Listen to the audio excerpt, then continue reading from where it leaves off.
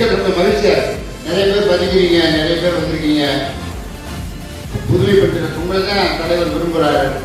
Button விழா பேருந்து, காலையில் உணவு எல்லாம் பெண்களுக்கு தான் போகுது. எல்லா 50% பேர் நீங்கள் இருக்கீங்க நாட்டில். அதில் நாங்கள் மாறுபட்ட கருத்து இல்லை.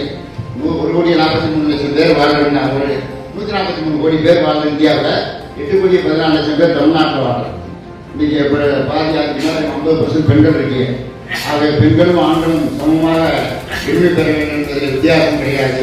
அந்த அடிப்படையில் நீங்களெல்லாம் வர வேண்டும் என்று நம்முடைய தோழர்கள் கம்மியாக காட்சியளிக்கிறாங்க. பெண்கள் தான் அதிகமாக வந்திருக்கீங்க மாணவர்கள். ஆகவே பேச்சு போட்டி வெல்ல வேண்டும் என்பதையெல்லாம் வாழ்த்தி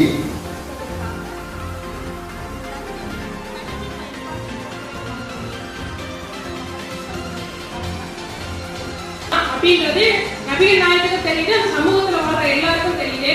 அப்ப எல்லாரும் போய் என்ன பண்றாங்க, அந்த நபிகள் நாயகத்துல போய் கேக்குறாங்க, இந்த பொண்ணை வந்து மன்னிச்சிருவோம் அப்படின்னு சொல்லி ரொம்ப வேண்டி கேக்குறாங்க. அப்போ அவர் சொல்ற வார்த்தை என்னன்னா, என் மகள் பாத்திமா திருட்டு செய்திருந்தா கூட அவள் கைகளை துண்டாக்குவே அப்படின்னு சொல்ற அந்த இடத்துல வந்து அவர் சொல்றாரு. இதை ஏன் சொல்றாரு அப்படின்னா, எங்கே சதிக்கு கால் முளைக்கவில்லையோ அங்கே ஒற்றுமையின் மொழி புண்ணியமாக்கப்படுகிறது. எங்கே சதிக்கு கால் முளைக்கவில்லை தோன்றியது சண்டை, சண்டைக்கு பின் வருவது ஆணவ கொலைகள். இந்த ஆணவ கொலைகளுக்கு பின் என்ன நடக்கும் என்று யாருக்கும் தெரியுமா? தெரியாது. அப்படி இந்த ஆணவ கொலைகளுக்கு பின் என்ன நடக்கும் என்பதை அறிந்து செயல்படுவர் அறிவுள்ளவர் ஆகிறார்.